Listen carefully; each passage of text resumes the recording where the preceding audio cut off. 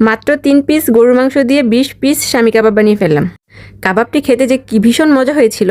সেদিন মাংস রান্না করার সময় আমি 3 পিস মাংস রেখে দিয়েছিলাম কাবাব বানানোর জন্য। চলুন রেসিপি সহ কীভাবে আমরা কাবাবটি ফ্রিজে স্টোর করতে পারবো তা দেখে নিই। প্রথমে আমি 1 কাপ ছানা বুট পানিতে ভিজিয়ে রেখে দিয়েছিলাম 5 ঘন্টার জন্য। এবার প্রেসার কুকারে ভিজিয়ে রাখা ডাল এবং 3 পিস মাংসকে 6 টুকরা করে দিয়ে দিলাম। এ পর্যায়ে কিছু আস্ত গরম মশলা সহ মরিচ, হলুদ, জিরা, ধনিয়া, আদা এবং রসুন বাটা দিয়ে দিলাম প্রায় 1 চামচ করে। এখন পরিমাণ মতো লবণ ও সরিষার তেল দিয়ে দিব।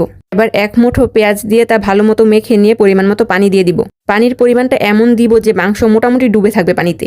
এরপর এটাকে প্রায় 15-16 মিনিট প্রেসার কুকারে রান্না করে নেব। প্রথমে একটা সিটি আসা পর্যন্ত হাই হিটে রান্না করব। এরপর এটাকে মিডিয়াম টু লো হিটে প্রায় 15-16 মিনিট রান্না করে নেব।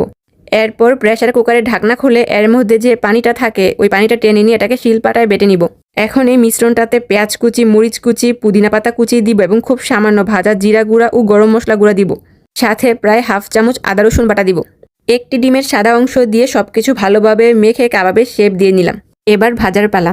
আর যারা স্টোর করতে চান তারা চাইলে যে পাত্রে কাবাবটি বানিয়ে রেখেছেন সেই পাত্রটা ডিপ ফ্রিজে রেখে দিবেন কিছুক্ষণের জন্য।